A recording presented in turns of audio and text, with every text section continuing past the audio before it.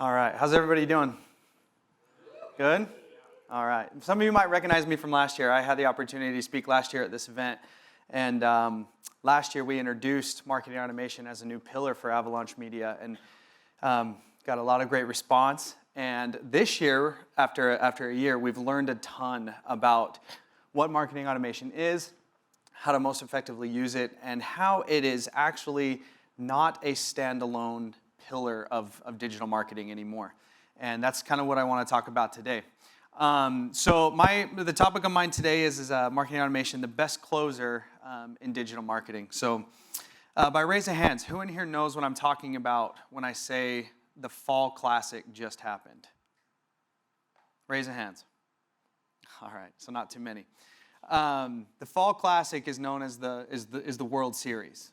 Okay, this year, there we go. All right, so this year, Justin Verlander is a Major League Baseball starting pitcher. Okay, today what I want to do is I want to talk about the starting pitchers and the closers, right? And each one of them have two very different roles, two different responsibilities.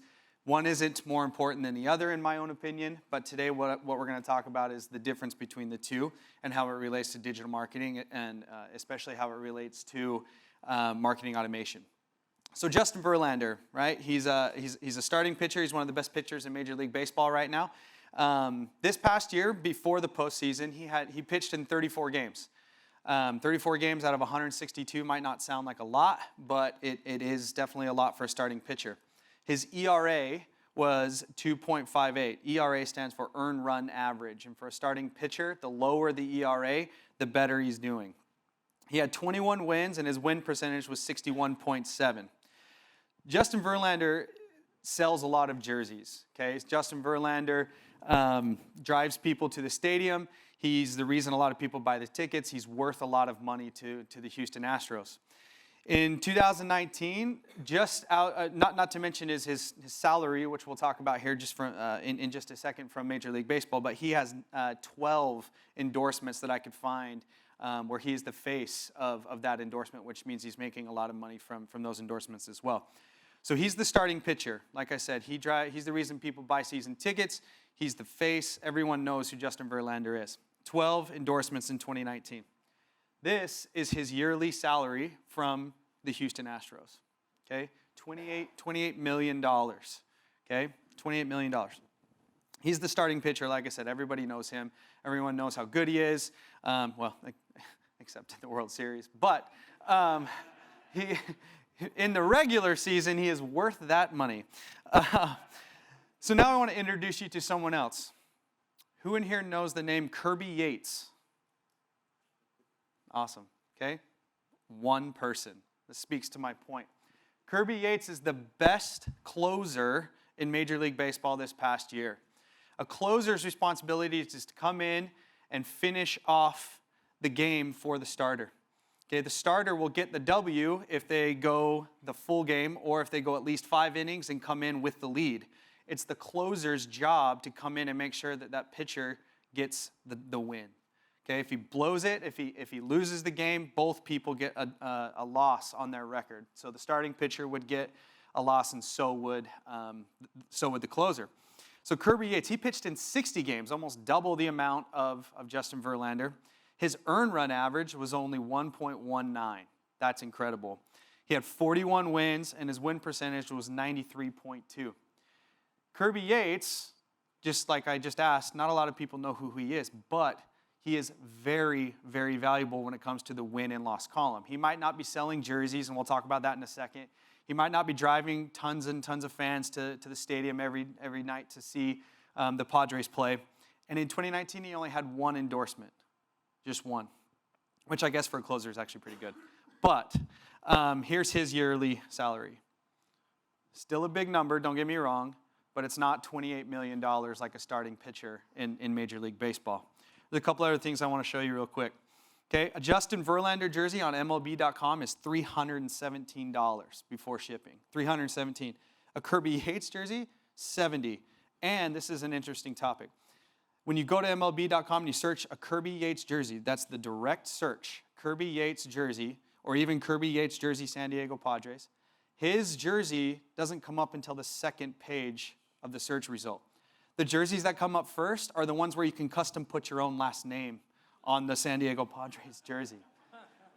So what I want to do today is I basically want to compare these two roles in Major League Baseball to what marketing automation is and what the other heavy hitters are in digital marketing. So the PPC, SEO, social media, content marketing, right? Everyone knows about those. Everyone's heard about those. Everyone's trying to get a leg up in what they're doing in those channels. They're the starters, right? They're the Justin Verlanders. But marketing automation is the closer. Marketing automation is Kirby Yates, right? We're kind of behind the scenes.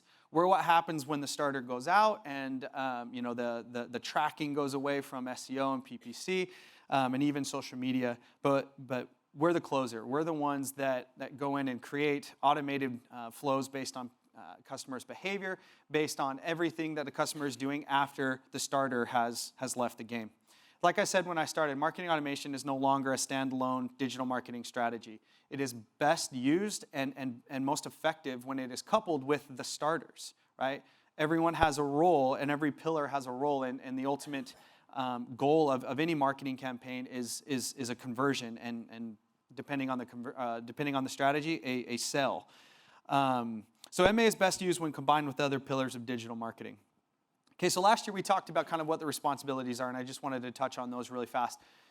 Marketing automation's main responsibilities are to, like, going back to the baseball references, to come in and move people down the funnel or close out the game.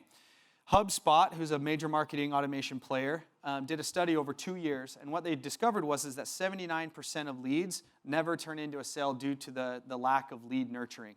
79% of the leads that PPC, SEO, social media are driving, the dollars you're spending to get people in the first time, 79% of those never turn into a sale, right? Conversion's a different story, but into a customer, into a sale, moving your needle, 79% of those are not turning into customers due to the lack of lead nurturing.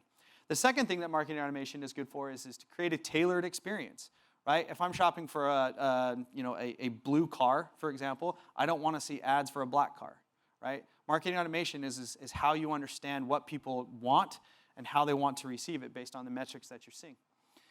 The third thing is move leads down the sales and marketing funnel. The marketing funnel is a funny thing, right? I don't think a lot of people care too much about a marketing qualified lead. I think people want more of the sales qualified lead, and that's why I put it here as we help move leads, be it warm leads, hot leads, cold leads, whatever it might be. We help move them down the marketing or down the sales funnel. And then the last thing that marketing automation does is we design attribution models and tagging models and also lead scoring models to help us understand the customer journey, where they're at, if they're active, how ready are they to make the next step or even make a purchase. Okay, social media. So I'm the marketing automation director, but like I was saying, marketing automation is best used and most effective when it's coupled with another pillar in the digital marketing sphere. So I want to talk a tiny bit about how social media and marketing automation work together. Okay, so what's the point of social media? There's a very famous marketer out in the marketplace right now. His name's Jay Baer. He has a quote, and I love this quote, and I use it all the time. It says, "The point of social media is not to be good at social media. The point of social media is to be good at business because of social media." There's a big difference. Someone's got 1 million followers, but only 1%, right, are making any kind of engagement or anything like that. It's not the most useful. But if I had 10,000 and I had a 10% engagement rate, I would argue that I'm winning. Okay? So the point of social media is not simply to be good at social media. It's important, very important, but the point for a marketer, for a business owner, no matter the size of business, is to be good at business because of that digital marketing pillar in social media. Social media and marketing automation, they're a perfect marriage. Same thing with SEO and especially with PPC, right? SEO, social media, content marketing, the point of those is to drive awareness and attention and hopefully encourage people and entice people to take an action. But what happens if they don't? That's where marketing automation comes in. Social media and PPC, if we look at those two pillars as lead generation pillars, we kind of switch the focus on what's the point of those. And again, the point is to be good at business because of these pillars. In this example that I'm going to be showing next, we use Marketo with one of our clients. So by using Marketo, what we can do is we can create and help nurture people down the funnel inside one marketing automation platform.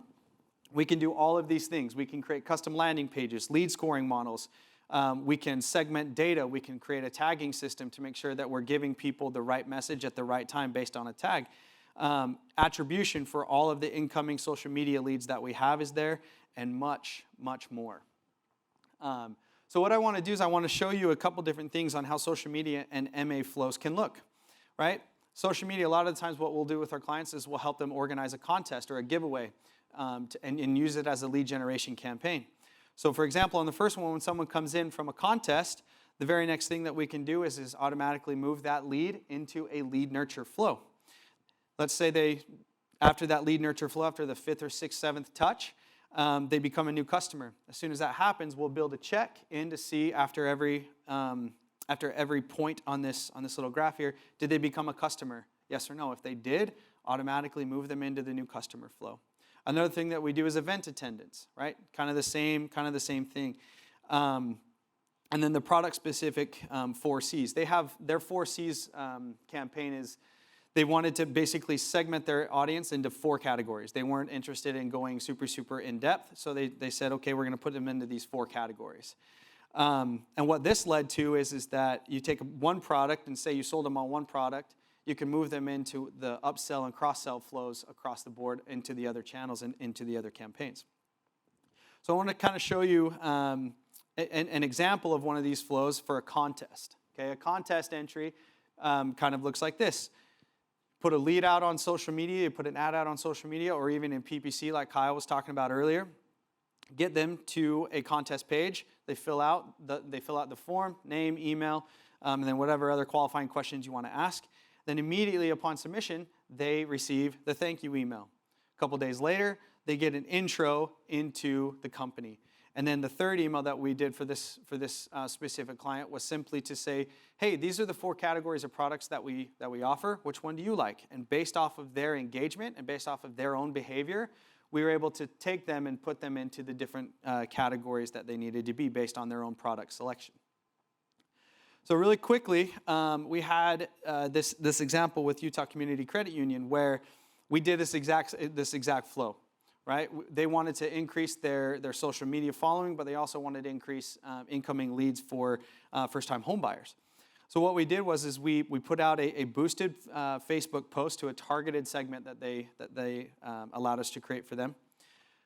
Upon that, we moved them directly to a landing page that we helped them build. It's very, very clean, very simple. There's really only 1 or 2 things that you can do on this page to be entered into the contest. And then the third thing was as soon as they entered, we kicked them into a tiny little flow based on their behavior. Sent them a thank you email. A couple days later, we said, okay, hey, we have this event coming up that you signed up for.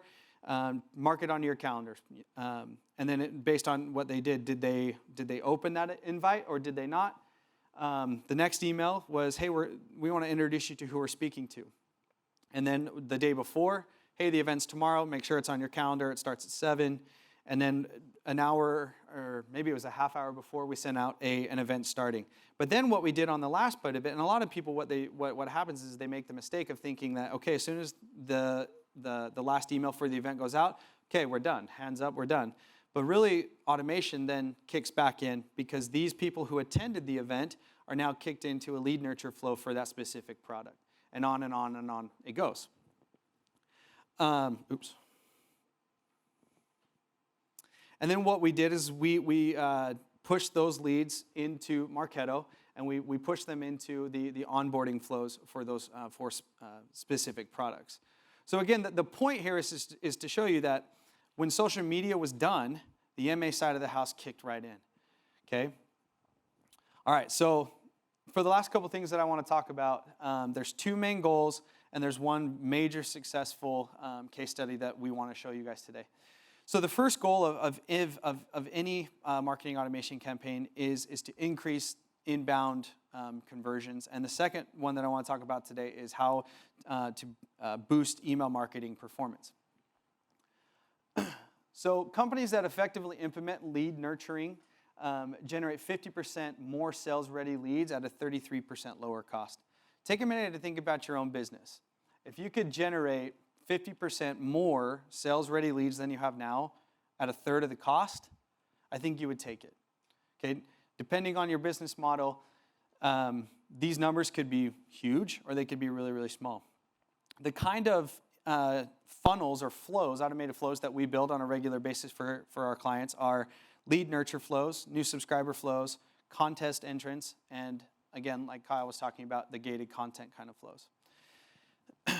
Here's a couple examples of simple welcome flows that we did that are not meant to be sales oriented. And sometimes when we think about email marketing or marketing automation, we immediately think to ourselves, how is this going to help me move the needle, right? But we understand as marketers that sometimes it's the value, it's the education, it's the friendly touch that goes a lot further than simply saying, give me your money, give me your credit card, right? So for some of these, all we did is we wanted to create a simple welcome email that explains to the consumer who the company is, why we're doing what we do, what's the goal, why, how do we do things. Basically, wanted to give people a little bit of a softer introduction to these companies, right? So increase inbound conversions, right? That's one of the main points of marketing automation. Okay, the second one is to boost email marketing performance. We have a company that sells women's shoes. They're a phenomenal company, and they have an unlimited amount of shoes for women. They came to us and they said, hey, we want to start doing these weekly email series where we introduce people to new products, basically talking to people about the latest trends and campaigns that we have running. They sent us an email, and we decided, hey, we have some optimizations that we want to make kind of right out of the gate. And they said, okay, let's run a test, which we love. We love testing and experimenting. It's the reason that we can do what we can do is because we believe in experimentation. So the first email that we sent out, as you can see, had a 24.2% open rate and almost a 5% click-through rate. That's pretty good. I mean, that's pretty good when you're considering email standards. Open rates are 20, click-through rates are somewhere in the 5s. So the client could argue that, hey, we did really well, right? But what we decided to do is we wanted to take it and just tweak and test a couple different things. So some of those things that we did is we inserted a promo code into the subject line, and we also put a promo code and a personal CTA at the bottom of the email. Simple tweaks, right? They're not mind-blowing, right? But they're simple little subtle tweaks to entice the consumer to open it and to click on through. So as you can see, the promo email that we did almost doubled in its open rate and did double in its click-through rate, right? So we learned a lot from that one email. Okay, now the case study that we wanted to talk about, okay? Blendtec. They sell very, very good blenders, high-tech blenders. They came to us almost a year ago, and they had a huge database. They had over 500,000 contacts in their database. And they basically wanted to say, hey, we want to start segmenting this data based on people's not only behavior, but on people's transactions and their customer journey. But the problem was when the contacts were uploaded into their database, there was no previous segmentation. So we kind of thought, okay, how can we do this? Because we don't know based on historical data if these people are customers, if they're not. So what we decided to do was we said, okay, one of the simplest things we can do is simply entice people to take some kind of action, okay? So what we decided, we said, okay, we're going to take one offer. We created a standalone landing page, and on that landing page, when someone were to click on this email, inside that landing page, there was nowhere anyone else could go. There was one option. It was either buy or it was bounce, right? It's a little risky. It's a little bold strategy, but that's what we wanted to know. We wanted to basically create a new customer base for our client based on old contacts. So we created a landing page, had the offer. It was a great offer. Actually, it was a really good offer. Made the landing page super clean, super easy, no navigation, really, really simple and clean. But what made this campaign so successful was we said, hey, let's test, let's experiment. So we decided to take the same content and test it 3 different ways. Okay, we tested on the first one there on the left, we used a % off. On the one on the right, we used the actual dollar that people were going to charge. So we were testing between, does a percentage off resonate with people, or does the dollar amount resonate with people more? We tweaked with subject lines, and as you can see, the content on here, below the banner image, below the header image, is the exact same, just laid out different. So what we said was, we said, okay, we're going to take email number 1, which is the far one on the left, and we're going to pit it against number 2. Okay? We put it out there to about 15,000 of their contacts. And we said, okay, we're going to let this run for a week, gather some data, see what people said, and see how people reacted. And we decided that the winner was based on click-through rate, not a conversion, meaning a sale. Okay?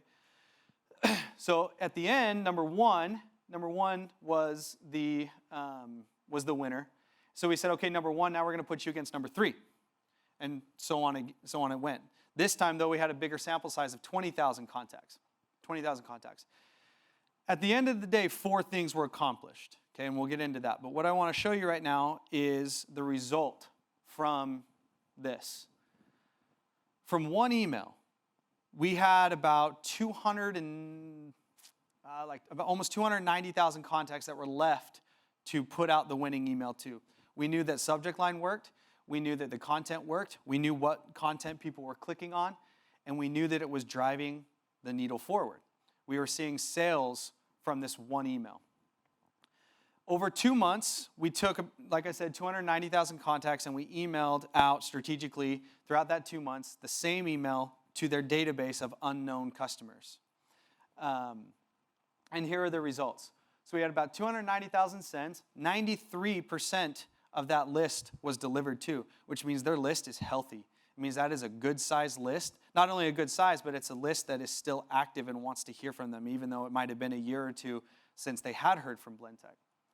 We had 55,000 opens, 20% click-through rate, and open rate, and a click-through rate of 13.3%. 13.3% from a consumer base that might not have been listening or caring too much about Blendtec at the time. From this one email in 2 months, we were able to generate over $65,000 in not only in revenue, but in attributed revenue to this one email. And year-to-date revenue for Blendtec is over $100,000.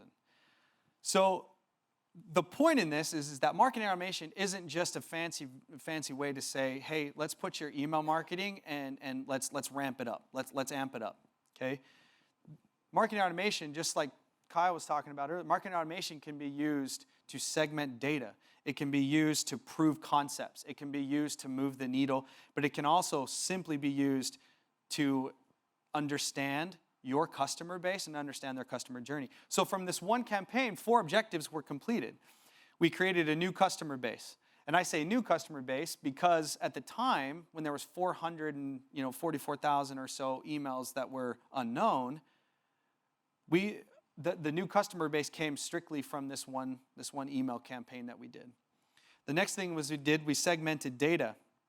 Okay, we were able to understand, okay, when people clicked on that email, did they buy, yes or no? If they did, did they buy anything additional? Did they buy a spatula or any accessories, right? We were able to say, okay, if they didn't buy, let's automatically move them into a lead nurture flow. And then based on that behavior, there was a couple different flows that we wanted to send them to as well. The third thing that we did was it cleaned up their database. Okay, so any of the unsubscribes, hard bounces, or any of the people that didn't engage at all, what we did is we were able to take those customers away and clean up the database, make sure that their database was super clean. And the fourth thing that we did is, again, we generated over or close to $70,000 in revenue. These 4 objectives can be completed every single time you run a marketing automation campaign.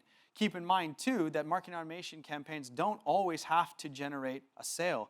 Of course, we would want it to, of course. But data is what should dictate your strategy. Okay, I said that last year, that data dictates strategy and it wins arguments. We might think to ourselves, you know what, I like the look of this email or I like the architecture of this flow, but at the end of the day, if the conversion rate isn't where you want it to be, trust your data to tell you how to make those changes and how to manipulate your campaign to ultimately generate conversions. These are the types of flows that we've built in the past year. Some of them are very complex and some of them are very simple. But one of the things that I wanted to hit on today is that marketing automation sometimes can be looked at as overwhelming, and it can be looked at as difficult to set up. It can be looked at as difficult to run. But at the end of the day, it does not have to be that. Okay? And some of these flows are 2 emails. But in every single email, if you remember back to the slide, there's checks and balances that we're looking to build into these flows that help people, or that help owners and business owners like yourselves to understand what your customer is doing, right? If a customer made a purchase, you don't want to keep them in the new in the welcome series. You want to now move them away, move them into the new customer flow. Marketing automation, going back to the very beginning, right? PPC. Obviously, that's a Justin Verlander. SEO, same thing. Social media, same thing. Marketing automation is Kirby Yates. We're the closers. One isn't better than the other, right? They're both used in strategic places for very strategic purposes. And at the end of the day, what matters is conversion, right? Understanding that your customers and understanding that your future customers, your leads, they want something from you. If they take the time to engage with you and your content, they want something from you. And it is very, very hard to do that manually in today's world. We all know the kinds of, or the amounts of content and that we consume every single day. And it is a lot. It is definitely a lot. But marketing automation is the closer to come in and help you identify which customers are ready to be sold to, help you identify which customers you need to still nurture, and eventually it helps you create brand evangelists moving past that, because once they make a purchase, it's just the beginning. And we all know that to be true. The last thing I want to do here is there's always something more you can do with your leads. There's always something more you can do. It might take more work, but at the end of the day, it's worth it. Okay, I want to show you in a very personal, or not personal, a very easy way. Everyone raise your hand. Everyone raise your hand. This is currently what you're doing. Okay, you're raising your hand. But like I said, you can always do more. Raise your hands a little higher. See? You can always do more. Thank you.